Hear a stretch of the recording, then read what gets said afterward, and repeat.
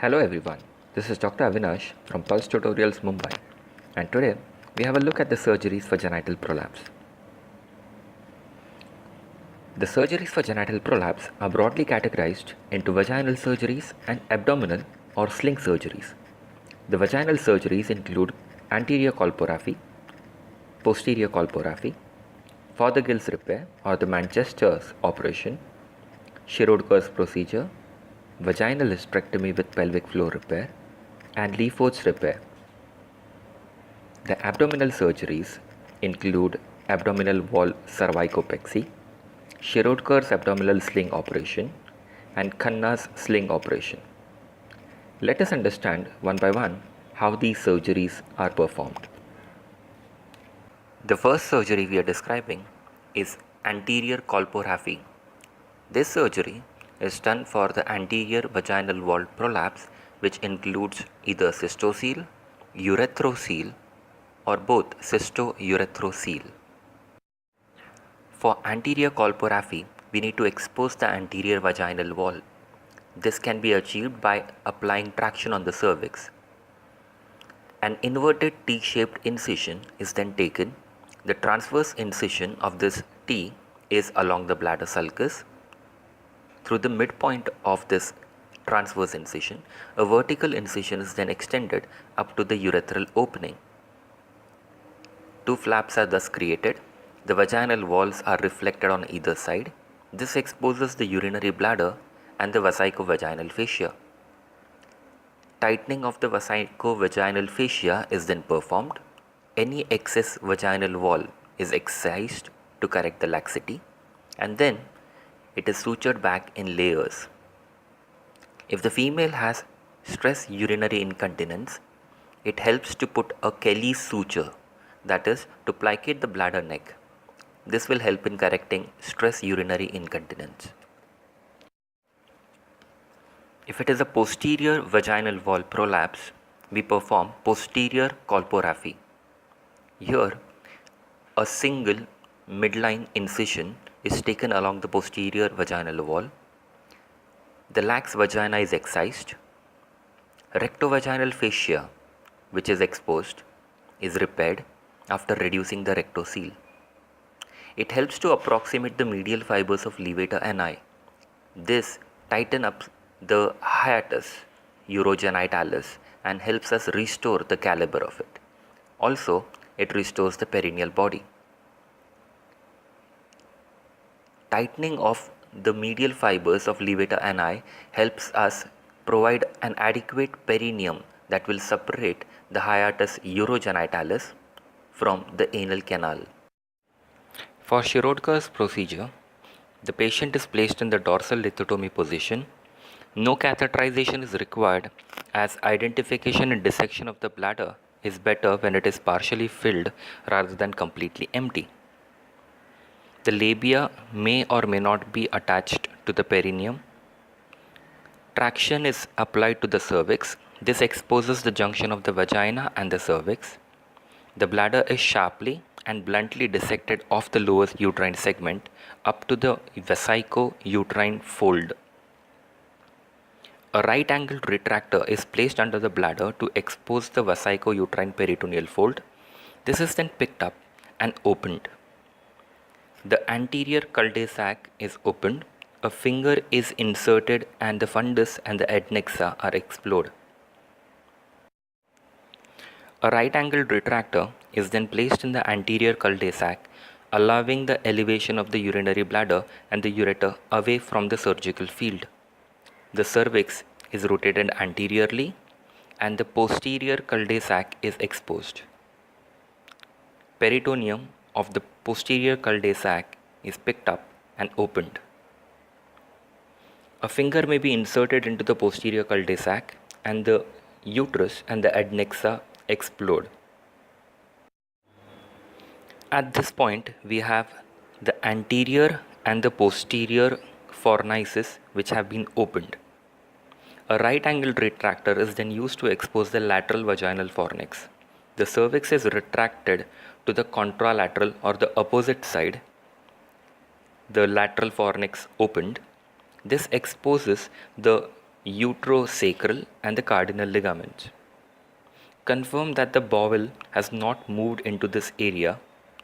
Place a clamp on the uterosacral and the cardinal ligaments. This clamp should be placed as near to the lower uterine segment as possible. If we include a small portion of the lower uterine segment in the clamp, that generally helps a lot. The uterosacral ligament and the small section of the cardinal ligament are then clamped, incised, and tied with 2-0 synthetic absorbable suture. The procedure is repeated with the opposite side. In Shirodkar's procedure, we amputate the cervix. It is best to remove the cervix at the lower uterine segment. The amputation is made with a scalpel at the lower uterine segment in an angulated manner so that the incision is not perpendicular to the surface of the cervix, but it is actually wedged out. The lower uterine segment is moved posteriorly. The cardinal ligaments and the uterosacral ligaments are brought across to the anterior surface of the cervix and sutured on the lower uterine segment with interrupted number 1 synthetic absorbable suture onto the opposite side. So the right uterosacral cardinal ligaments are sutured on the left anterior side, and the same for the left uterosacral and the cardinal ligament, they are sutured on the right anterior side. This overlapping of the uterosacral and the cardinal ligaments creates a firm ligament band in front of the lower uterine segment. The lower uterine segment is thus held posteriorly. The fundus thus moves anteriorly. The angle of the uterus is thus changed in the pelvic canal. In case of second and third degree uterine descent, there will always be a significant cysto-urethrocoele. At this point, the standard anterior repairs, which include anterior colporrhaphy, can be done with or without Kelly's suture.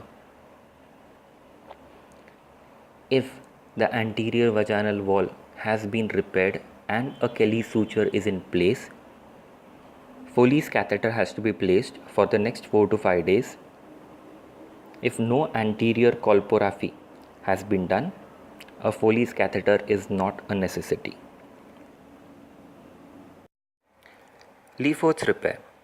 It is reserved for very elderly menopausal patients with advanced prolapse or for those women who are poor medical risk and are considered unfit for any major surgical procedure. Prior to this procedure, a pap smear and pelvic sonography should be obtained to exclude any possible pelvic pathology. 2 rectangular pieces of vaginal epithelium are removed, one from each the anterior and the posterior vaginal wall. Catgut sutures are then used to suture the corresponding sides of this rectangle. This creates bilateral channels that connect at the vaginal apex, as can be seen from the diagram. Any fluid which originates either in the cervix or in the uterus can be drained by these discharge channels on either side of the vagina. Let's move on to abdominal wall cervicopexy. A low transverse suprapubic incision is given and it's deepened up to the level of rectus sheath. By using transverse incision on the rectus sheath, 2 musculofacial slings are elevated from the midline outwards up to the lateral border of rectus abdominis muscle on either side. The peritoneum is then opened in the midline. The uterus is brought into the view. The utrovesical fold is incised and the bladder mobilized. The medial end of the facial slings, that is the 2 musculofacial slings that we had created, are then directed retroperitoneally between the 2 leaves of broad ligament up to the space created in front of the uterine isthmus, and these 2 slings are anchored there with stout non-absorbable ligatures. Then the utrovesical fold is sutured and closure of the abdomen is done in layers. Shirodkar's abdominal sling operation. This was designed to meet the special needs of nulliparous prolapse having inherently weak support. It's a technically difficult operation and it's based on sound anatomical principles. The idea is to use Marcelin tape and attach it to the cervix and fix these tape to the lumbosacral fascia by passing the tape extraperitoneally through the broad ligaments. Khanna sling surgery.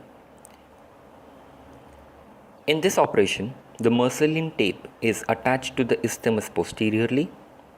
The two free ends will be brought out retroperitoneally at the lateral margin of rectus abdominis muscle on either side and then anchored to the anterior superior iliac spine on either side. This surgery provides additional support to the McEnroth's ligament.